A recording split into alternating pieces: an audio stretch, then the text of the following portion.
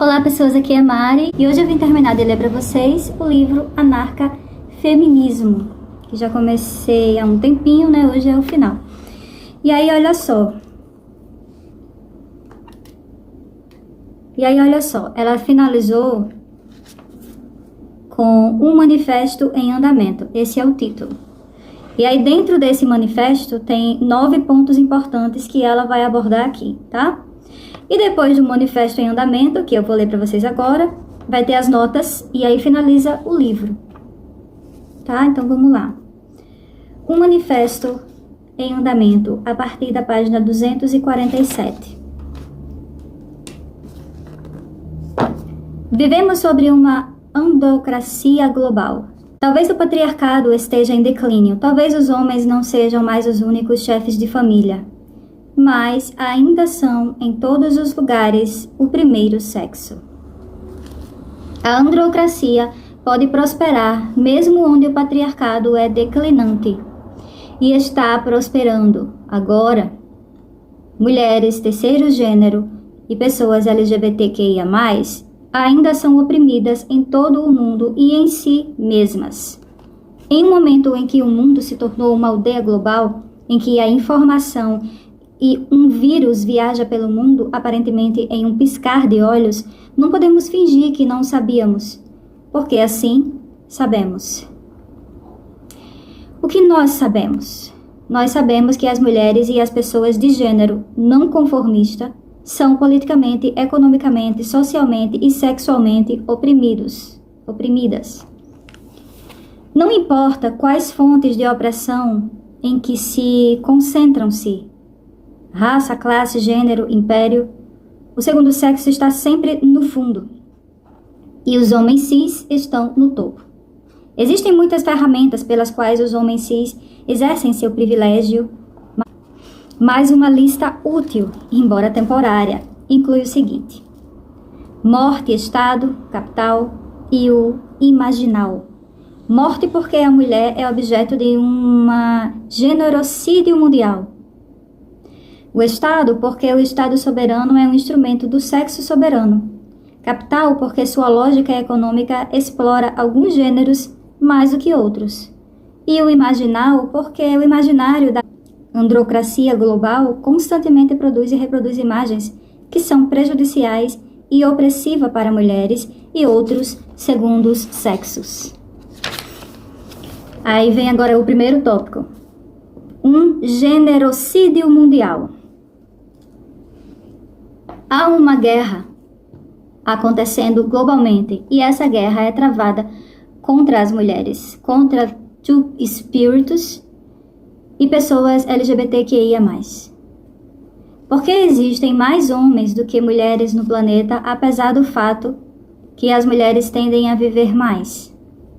Onde estão todas as garotas desaparecidas, as meninas desaparecidas? Não são contadas as centenas ou milhares, mas em milhões. Até hoje, há pelo menos 140 milhões de meninas desaparecidas da população global como consequência de aborto seletivo, infanticídio e desigualdades de cuidado. Violência contra o corpo da mulher não para após o nascimento. 1 em cada 3 mulheres sabe disso. E elas sabem disso porque elas mesmas experimentaram na forma física ou violência sexual, ou muitas vezes uma combinação dos dois. As mulheres não são o único objeto da violência de gênero. Pelo menos 69 países em todo o mundo têm leis nacionais que criminalizam as relações entre pessoas adultas do mesmo sexo, enquanto alguns têm leis que visam diretamente pessoas transgênero e gênero não conformista, levando a um fluxo ininterrupto de violência contra eles. Ela botou eles com X, XS.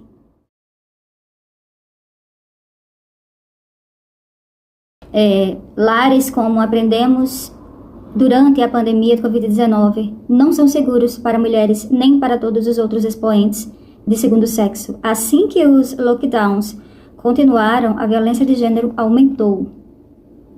Contra o femicídio e o feminicídio, contra todas as formas de violência de gênero, nós, anarcafeministas, chamamos pela libertação do segundo sexo, ou todas nós, ou nenhuma de nós será livre.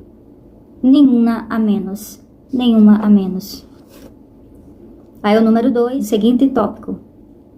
O Estado soberano é um instrumento do sexo soberano. Os homens são o sexo soberano. Porque, como os Estados soberanos não têm que reconhecer qualquer sexo superior a si mesmos, o mundo é atualmente dividido em estados, o que significa que não há um único pedaço de terra ao qual se pode escapar. Portanto, somos forçados a viver sob o domínio do Estado, que por sua vez também significa que somos forçados a viver sob o domínio dos homens. Em 149 estados avaliados, algumas nem concordaram em enviar dados. O número de mulheres chefes de Estado ou mulheres ocupando cargos políticos importantes era escassa. Outros gêneros sequer foram levados em consideração estatística.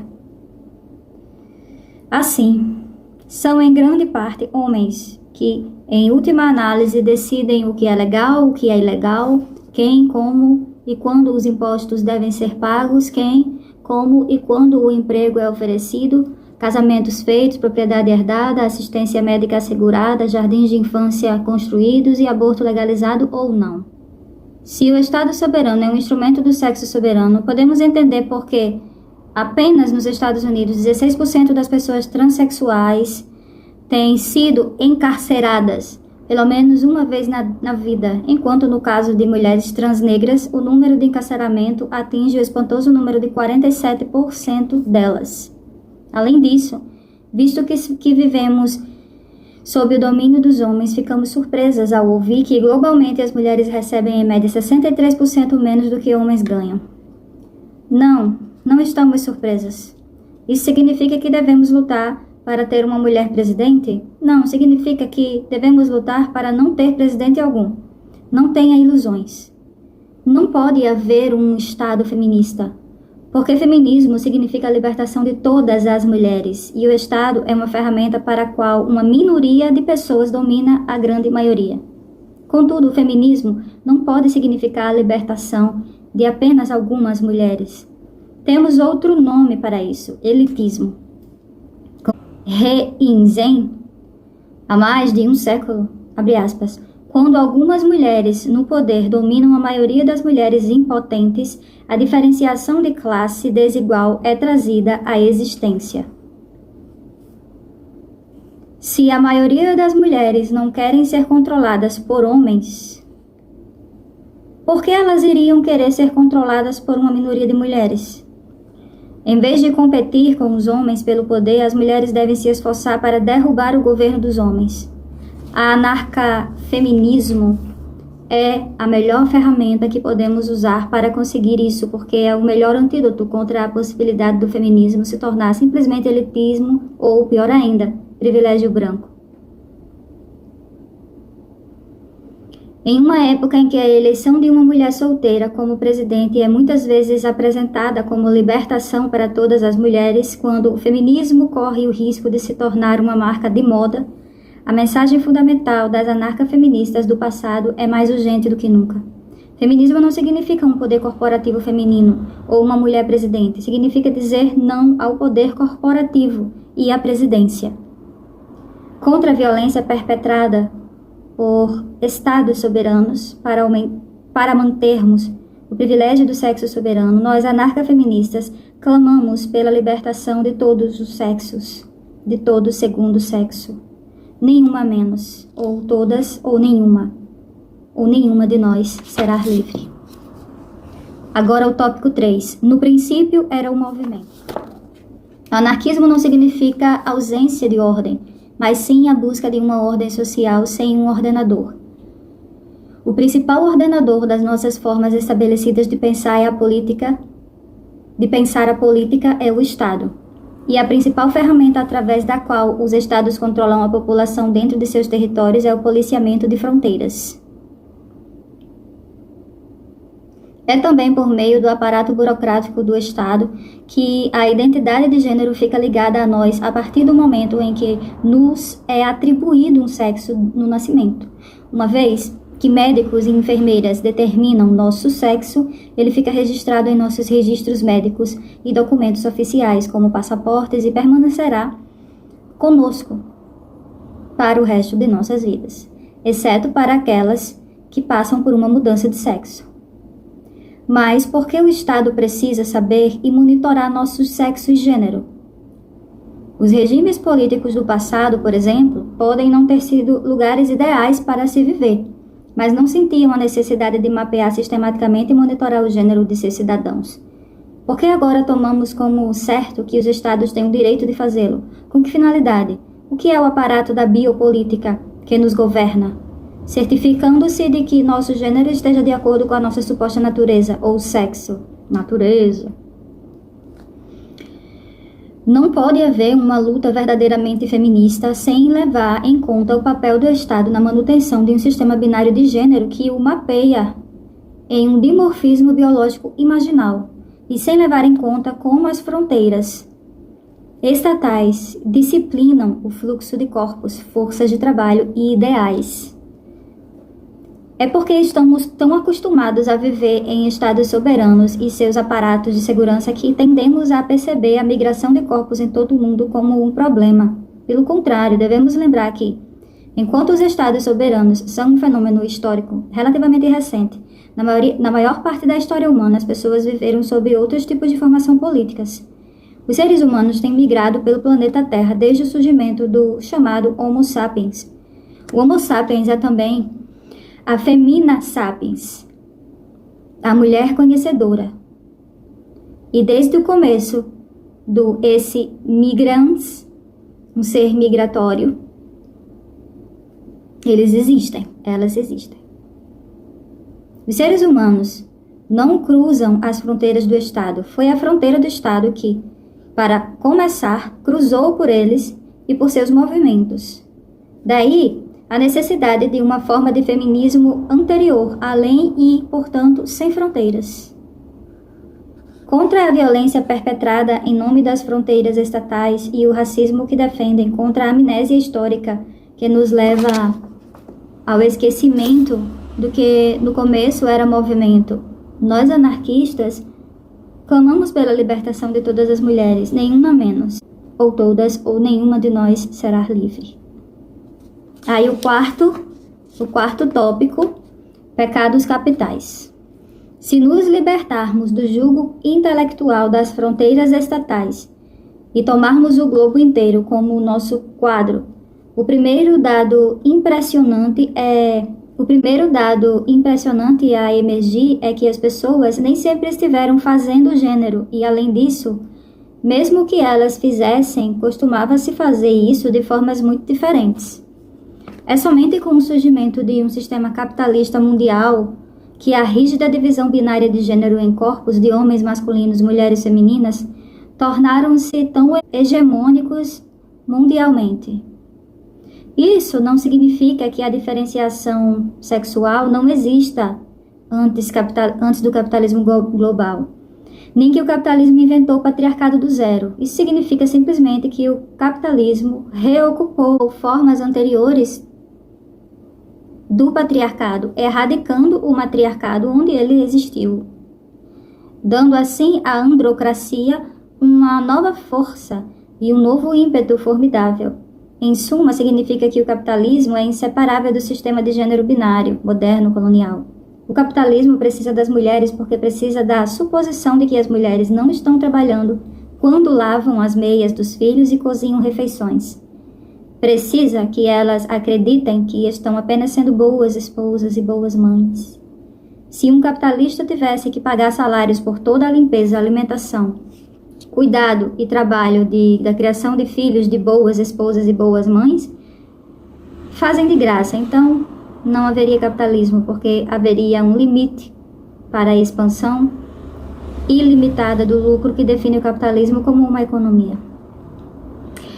Mas, junto com a extração de trabalho não remunerado de mulheres e aquelas que ocupam essa posição, o capitalismo também precisa extrair livremente recursos naturais do meio ambiente e criar mecanismos para regular os fluxos de trabalho. Esta é a razão pela qual, desde o início, o capitalismo andou de mãos dadas com o colonialismo, invasão de terras e catástrofes ecológicas. Como o sistema dedicado à infinita acumulação de lucro. O capitalismo depende de fronteiras para regular o movimento de força de trabalho e a extração de recursos naturais, mas também se baseia no racismo para garantir que alguns corpos sejam mais exploráveis do que outros.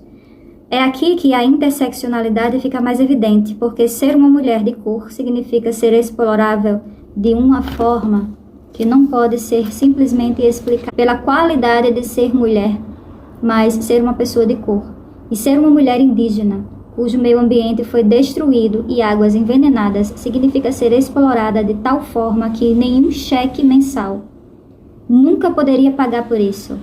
Algo muito peculiar acontece em interseções dos pecados do capital.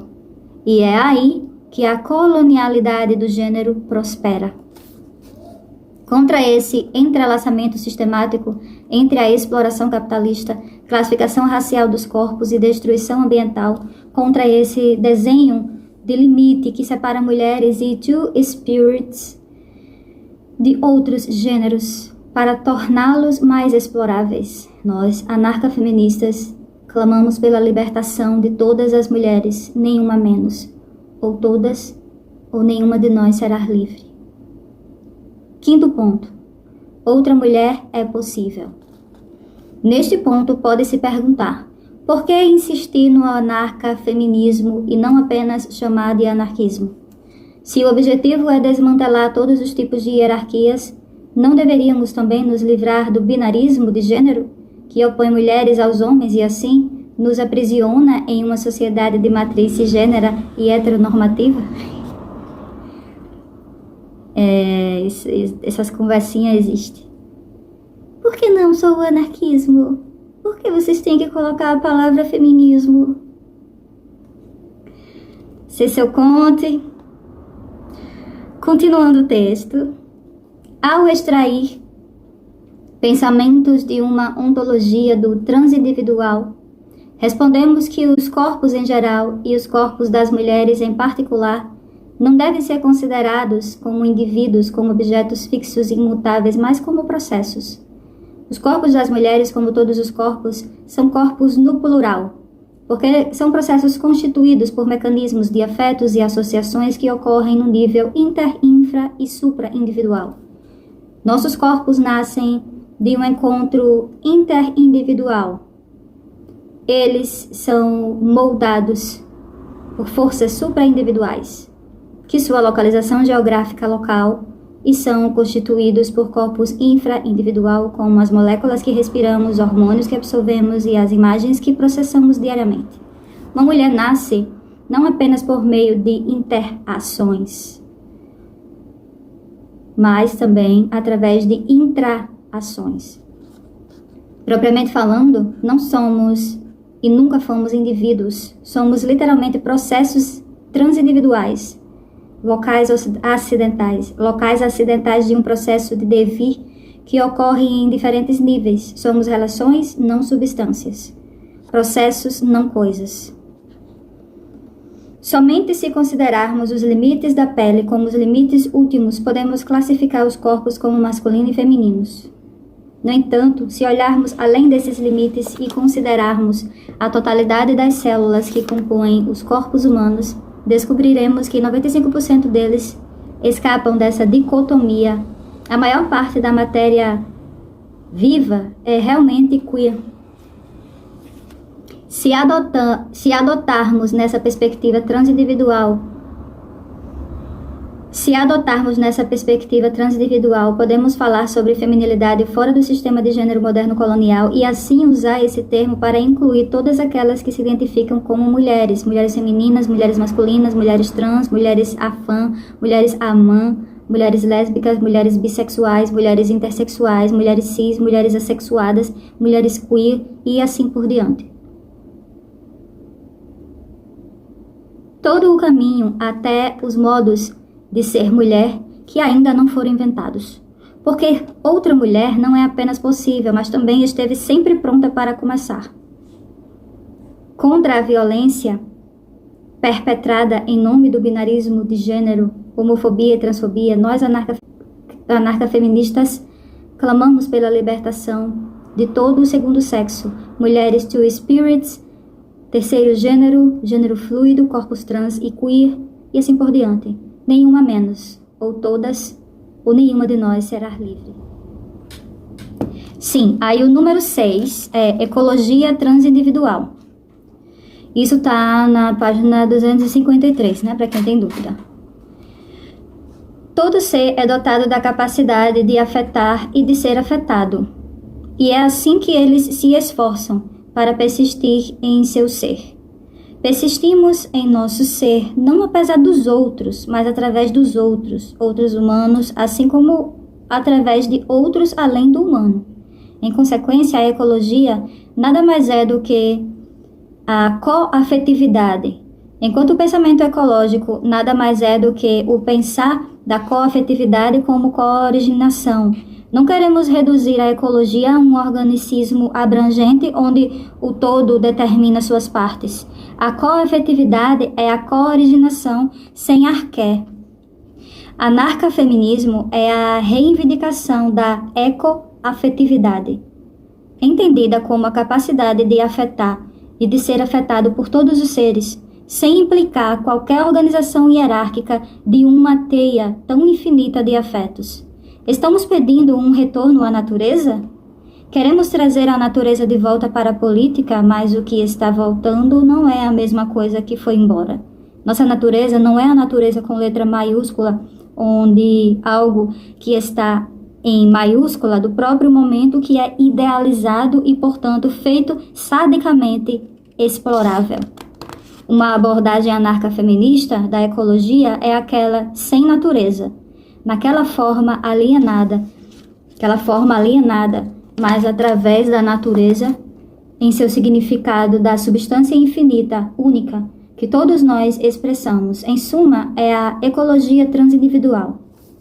Uma ontologia da transindividualidade nos permite reter e distinguir entre diferentes transindividualidades, enquanto nenhum deles possui qualquer tipo de superioridade ontológica e questionando rígidos limites entre eles. Consequentemente, recusamos qualquer forma de chauvinismo animal e que proclame que todo ser é, até certo ponto, animado e que pode ser assim de maneiras radicalmente diferentes das quais os humanos são. Portanto, desafiamos todos os sistemas que classificaram vida de acordo com uma hierarquia, aquela hierarquia homem acima de mulher, acima de escravo, acima de animal, acima de plantas, acima de matéria morta. Porque são feitos a partir da perspectiva do homem, como um padrão, como se o homem fosse um padrão de valor. Nós rejeitamos essa hierarquia androcrática e lutamos por animais, plantas e até mesmo pela liberação mineral. Não existe matéria morta, porque cada tipo de matéria é, até certo ponto, matéria viva. O ambiente não é simplesmente algo lá fora. O ambiente é inerte de nosso ser. O meio ambiente somos nós. Uma ecologia anarcafeminista é, portanto, uma ecologia segundo a qual os resíduos industriais não são fora da natureza, mas em um organismo vivo, enquanto as moléculas que inalamos ou os minerais abrangidos são literalmente construtivos de nosso ser. Em suma, é uma queeridade da ecologia contra a violência perpetrada em nome dessa contradição nos termos do chamado capitalismo verde, contra essa hierarquia androcrata, homem, mulher, escravo, animal, planta, matéria inanimada. Nós, anarcafeministas, afirmamos que toda matéria é, até certo ponto, animada. Então, não pode haver uma liberação do segundo sexo sem uma libertação do planeta. Sem uma liberação do planeta. Nenhuma a menos. Ou nenhuma de nós será livre. Agora eu vou entrar no sétimo ponto. O sétimo ponto que ela escolheu é tecnologias do eu. O aparato imaginal que sustenta a androcracia global se infiltrou mesmo no processo de se tornar mulher. Aqui ela está citando Simone de Beauvoir, lembra? Os corpos das mulheres são por toda parte objeto de um processo de disciplinamento cujo propósito não é simplesmente governar corpos, mas incutir em nós a ideia de que nossos corpos precisam ser governados. Imagens e rituais de saúde, beleza e cuidado mudam muito de um contexto para o outro, mas eles estão em todos os lugares e sites poderosos para o exercício de tecnologias androcráticas de si. É assim que sujeitos dóceis são criados, não apenas através da imposição de regras de fora, mas pela participação voluntária e às vezes até alegre na própria submissão. Rejeitamos, portanto, a toda a moda imaginal que perpetra o sistema de gênero moderno colonial.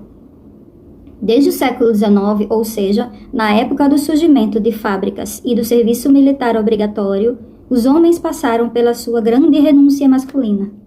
A grande renúncia masculina é a moda, lembra?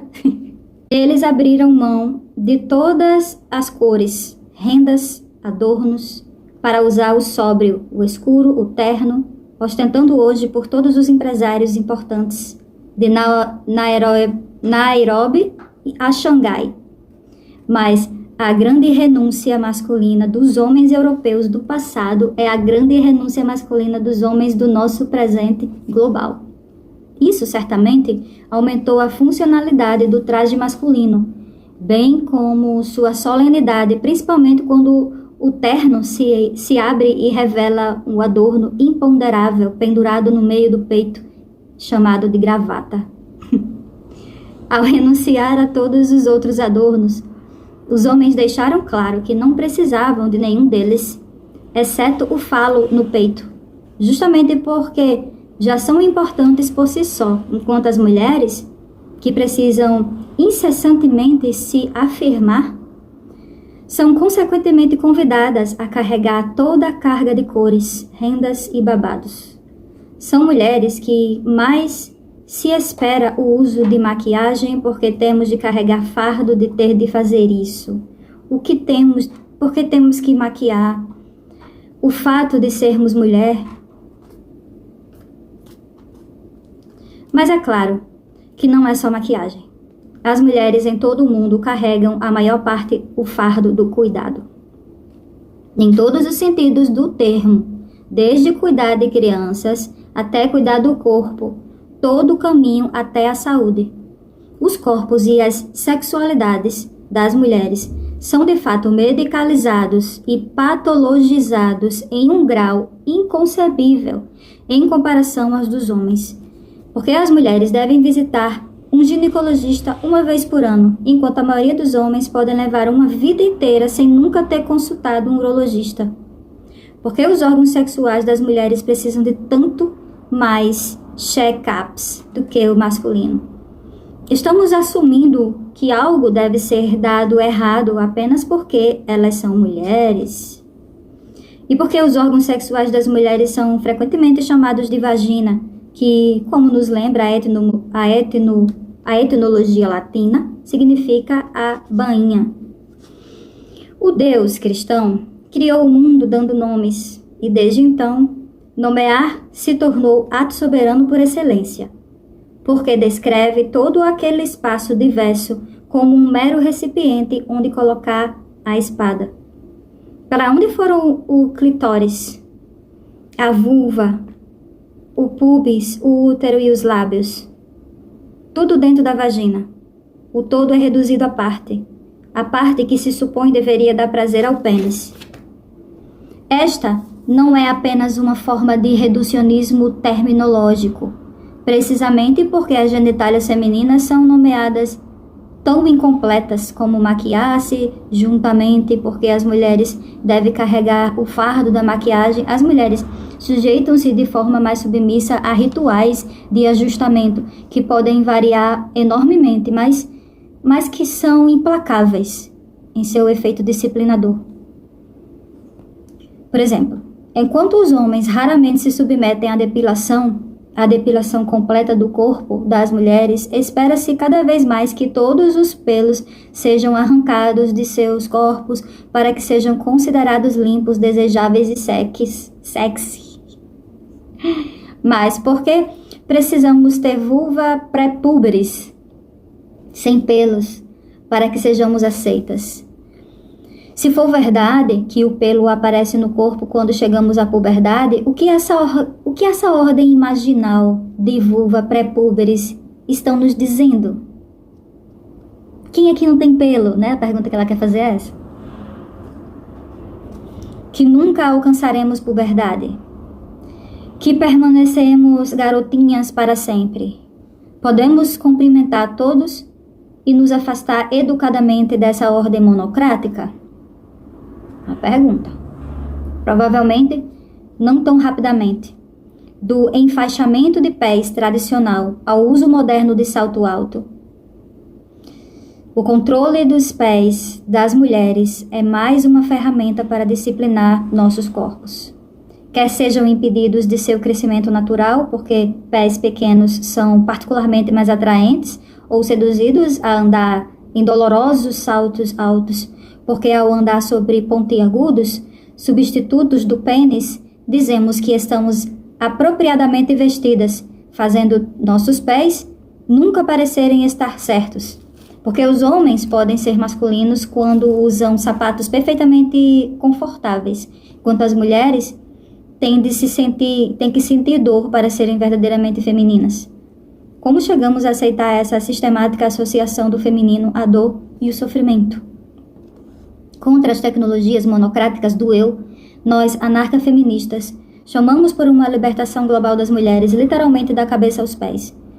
Prometemos combater fascismo de Estado e fascite plantar, estupro e osteoartrite, falocracia e metatarsalgia, assédio sexual e joanetes, cérebro lavrar e bombear solavancos, tarefas domésticas não remuneradas e dedos em martelo, negação de direitos ao aborto e esporões ósseos, diferenças salariais entre homens e mulheres e entorses de tornozelo, feminicídio e estenose fora animal, mutilação de gênero e fratura por estresse, dor lombar, cãibras, espasmos. Em suma, queremos que todas as mulheres possam andar livres.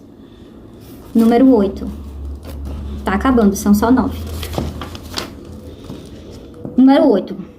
Apenas faça. Apenas faça. Comece sua revolução agora. Nenhum lugar é pequeno demais para começar.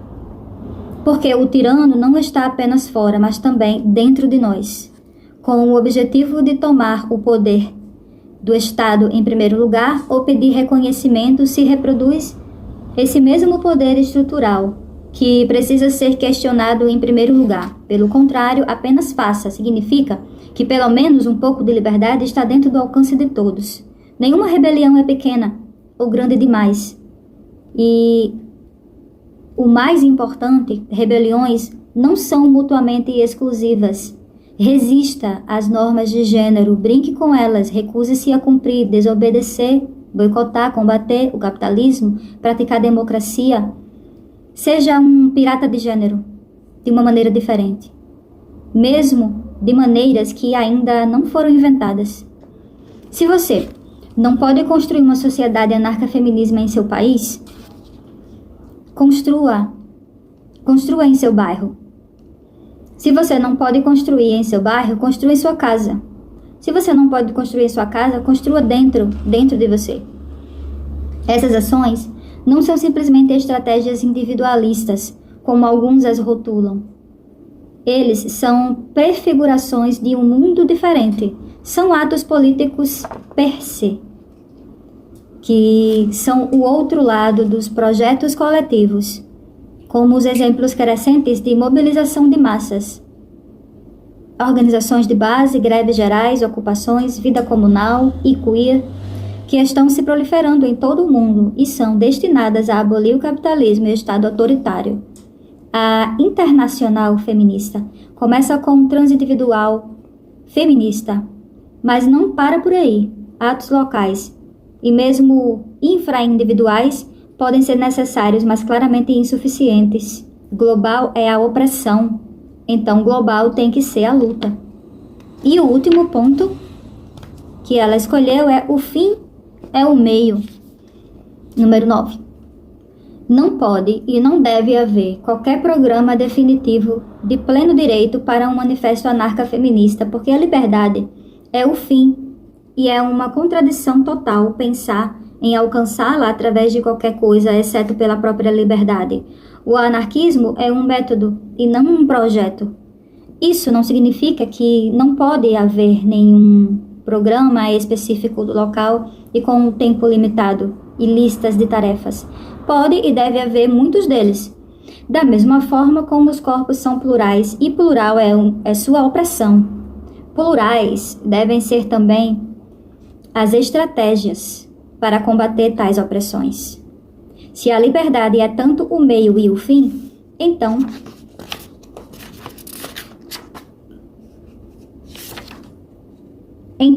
pode-se também imaginar um mundo livre da própria noção de gênero, bem como as estruturas opressivas que ela gera.